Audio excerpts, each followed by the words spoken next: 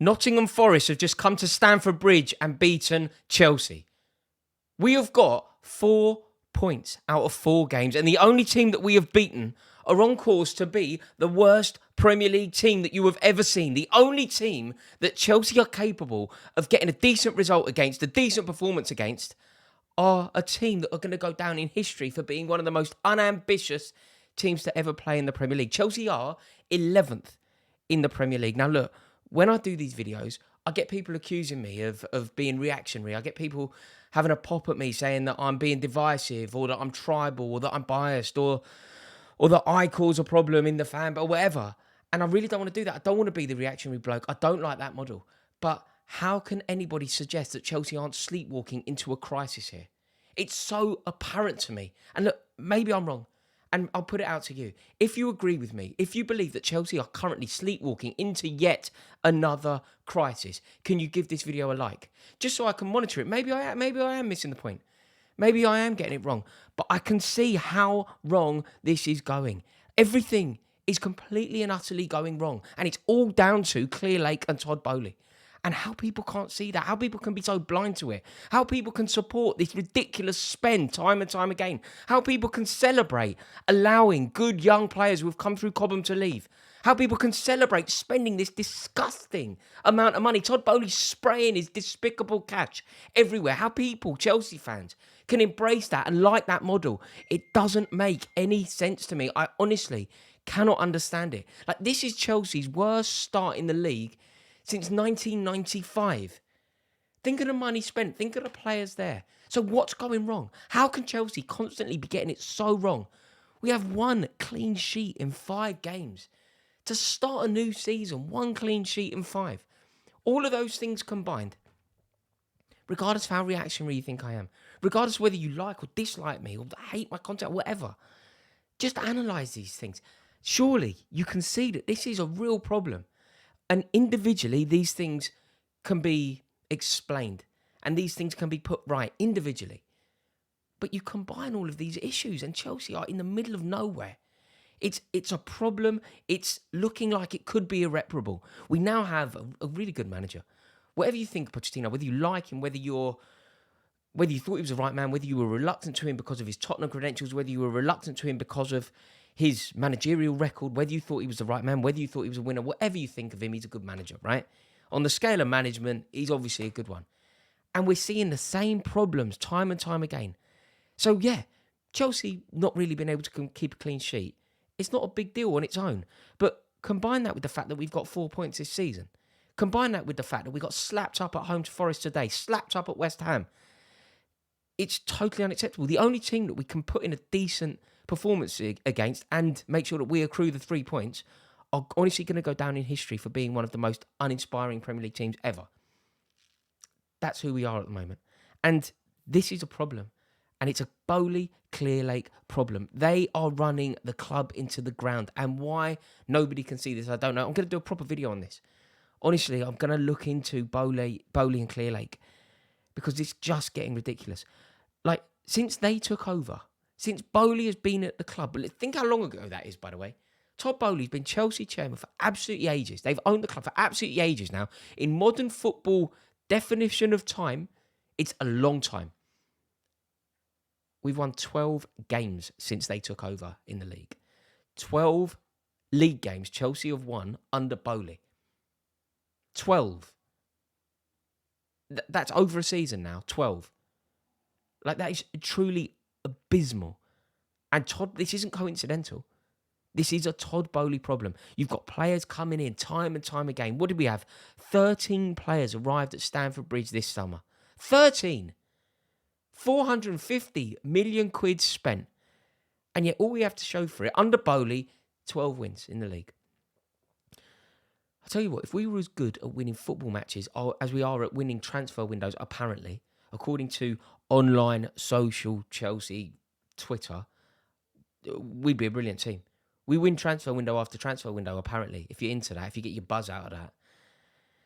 But this is a disaster. And the trouble is, Boehly has now had how many managers?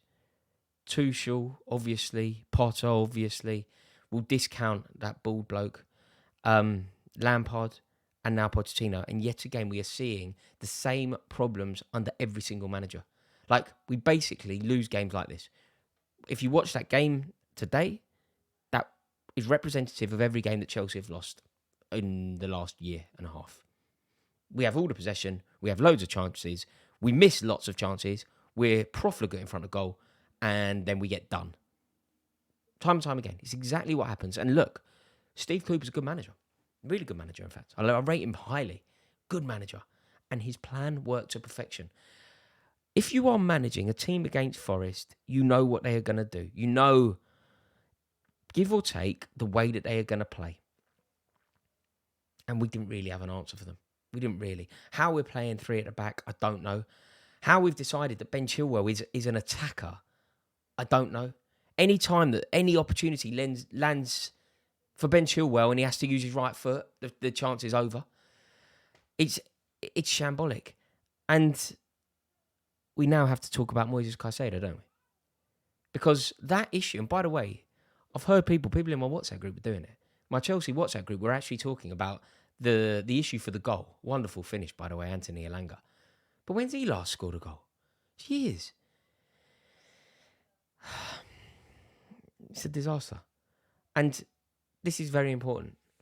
People were talking about the way that we lost possession to allow Elanga to get that opportunity. And they were talking about it as if it were a Gallagher-Caicedo mistake. Gallagher did nothing wrong.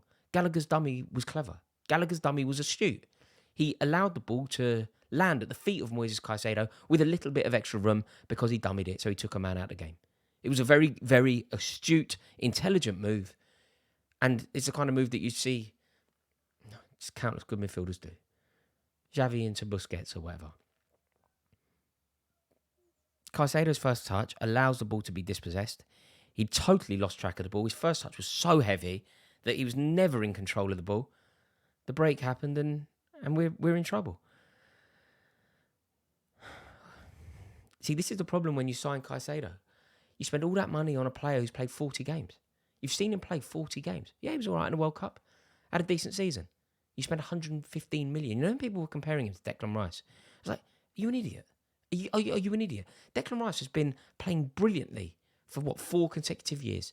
Doing it for England in finals. Doing it for England at tournaments. Doing it for England at top level. Doing it for West Ham. Time and time again. Being a one-man team. Lifting silverware at West Ham. And then getting the big move. And people want to compare Moises Caicedo to Declan Rice. Look, Declan Rice is a different league. It's incomparable. Caicedo may become that. Hopefully. Maybe, maybe not. Let's hope he can. But he isn't that today. So why are you spending that kind of money on him? You utter imbeciles. These venture capitalist idiots. What are you doing? There's a theory, and I think it's a theory that is very dangerous with people involved in football.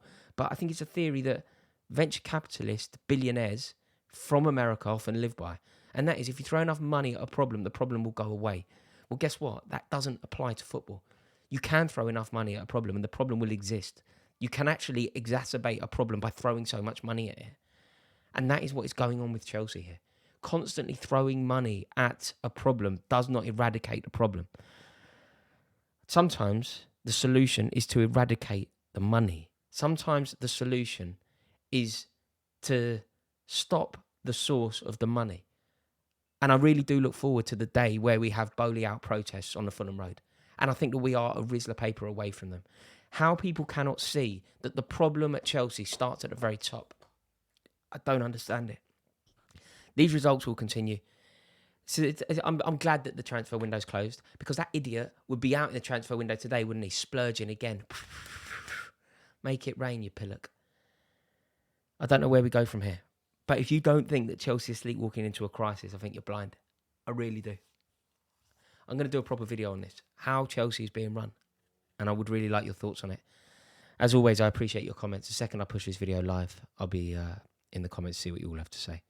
Shambles. And we are on the precipice of an absolute disaster at Stamford Bridge.